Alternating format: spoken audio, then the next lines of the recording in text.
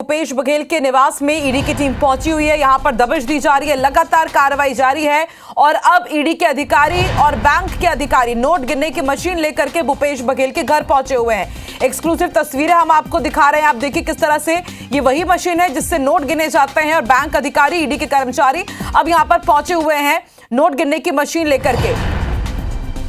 और चलिए सीधे रुक कर लेते हैं ग्राउंड जीरो का। इस वक्त राजेश मिश्रा यहां पर ही मौजूद है। राजेश, अब नोट गिनने की मशीन लेकर के भी ईडी के अधिकारी पहुंचे, कुछ जानकारी मिल पाई है क्या कि कितना कैश यहां पर मिल पाया है या फिर इससे जुड़ा हुआ क्या अपडेट है?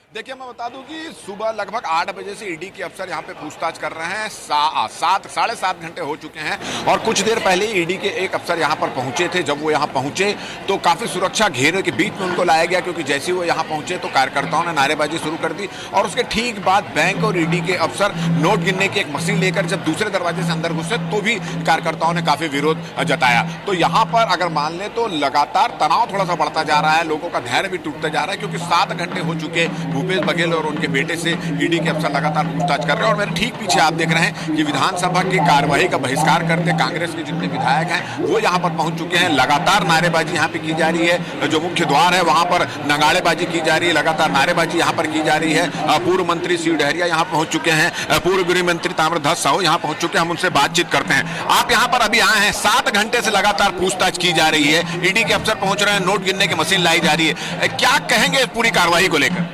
पूरी जानकारी है नहीं, कितने बजे से आए हैं, क्या क्या घटनाक्रम हुआ है वो जानकारी ही नहीं है, इसीलिए पूरा विस्तृत कुछ कहना उचित नहीं है। पर ये कह सकता हूँ कि ये बदले की भावना से की जा रही कार्यवाही है।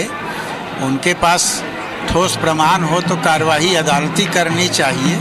जो इस प्रदेश के मुख्यमंत्री रहे हैं, 5 साल तक इस प्रदेश के विकास के लिए जिन्होंने योजनाएं बनाई, जिन्होंने काम किया, उनकी छवि खराब करें, कांग्रेस पार्टी की छवि खराब करें, ये कहीं भी राजनीति में उचित नहीं कहा जा सकता। तो आपने सुना कि पूर्व मुख्यमंत्री की छवि, कांग्रेस की छवि बर्बाद की जा रही है और राजनीति में जनरली ऐसा होता नहीं है। उन्होंने इसका विरोध किया और साथ ही साथ ये भी कहा अगर कोई प्रूफ हो, कोई सबूत हो तो कार्रवाई करनी चाहिए, द्वेषपूर्ण कार्रवाई नहीं करना चाहिए। हमारे से एक और पूर्व मंत्री शिव डहरिया जी भी यहाँ पे मौजूद हैं। ये जो पूरी कार्रवाई चल रही है, अभी नोट गिनने की मशीन लाई गई, 7 घंटे से ज्यादा हो चुके हैं कार्रवाई चलते हुए, किसी को न बाहर जाने दिया जा रहा ना कोई अंदर आने दिया जा रहा है। क्या कहना है पूरी इस कार्रवाई को लेकर? देखिए, ये ईडी की कार्रवाई है और केंद्र सरकार की एजेंसियां जो है, विपक्ष के जो नेता हैं, बड़े नेता हैं, उनको दबाने की कोशिश की जा रही है ताकि विपक्षों को बिखराया जा सके और विपक्ष के लोगों को प्रताड़ित करने का काम किया जा सके।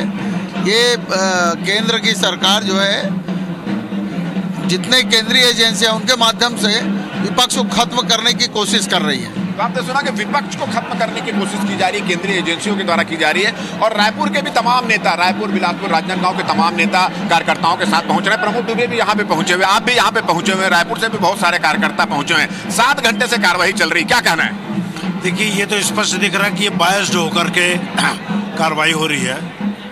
सदन के अंदर अजय चंद्राकर जी सीधा आरोप लगा रहे हैं कि स्वास्थ्य विभाग में जो खरीदी हुई है उसमें व्यापक पैमाने पर भ्रष्टाचार हुआ है। क्या ईडी को ये चीजें नहीं दिखती?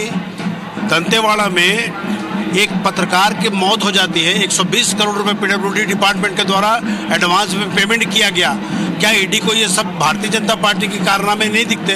तो एक बायस्ड होकर के जो कांग्रेस के लोग हैं उनको चिन्हांकित करके कार्रवाई हो रही है, उसका हम लोग विरोध करने के लिए यहाँ पर। चलिए, तो बायस्ड होकर कांग्रेस के नेताओं के खिलाफ कार्रवाई की जा रही है, भारतीय जनता पार्टी के कार्यकाल में भ्रष्टाचार हुए उस पर कार्रवाई नहीं हो रही, ये सवाल खड़ा किया। पूर्व मंत्री अनिल्या भेड़िया भी यहाँ पे मौजूद है, आप लोग यहाँ पहुंचे हुए हैं, तमाम विधायक यहाँ पहुंचे हुए हैं, लगातार कार्रवाई की जा रही है, क्या कहना है इस पूरी कार्रवाई को लेकर?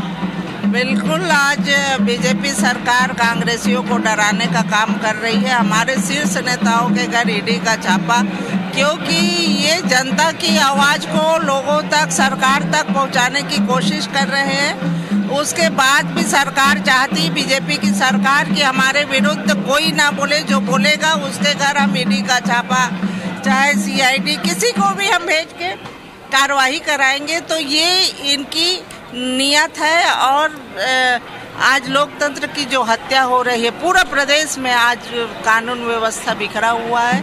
और आज हमारे शीर्ष नेताओं को, क्योंकि परसों इन्हें उठाया था इंदिरा चलो मतलब प्रश्न उठा रहे हैं, क्या आप लोग क्या तय करके आए हैं? जब तक ईडी के अफसर रहेंगे तब तक आप लोग बैठे रहेंगे?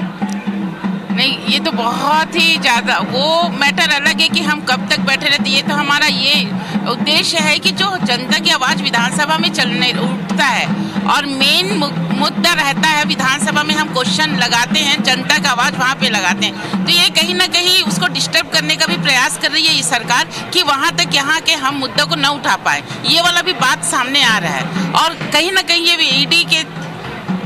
ईडी के द्वारा बड़े नेता, शीर्ष नेता यहाँ अगर छापा पड़ रहा है तो कहीं ना कहीं कांग्रेस पार्टी के सभी के यहाँ दबाव पड़ रहा है।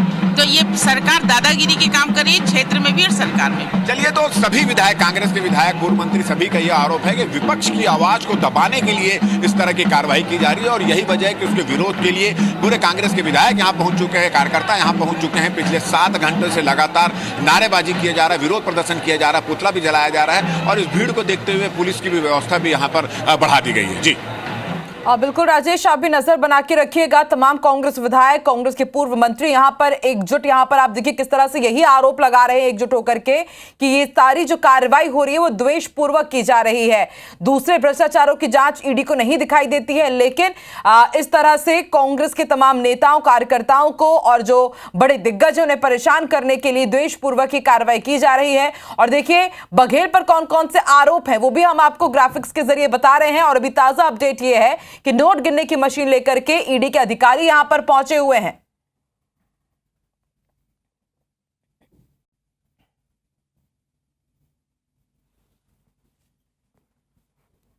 देखिए ग्राफिक्स के जरिए हर एक समीकरण भी हम आपको समझा रहे हैं कि आखिर अब पूर्व सीएम भूपेश बघेल का क्या होगा, आखिर उनका राजनीतिक करियर क्या होगा, अदालत के चक्कर भी उन्हें काटने पड़ सकते हैं, इसके साथ ही राष्ट्रीय राजनीति में उनका प्रभाव कम हो सकता है और यदि आरोप सिद्ध सही होते हैं तो उन्हें जेल भी जाना पड़ सकता है।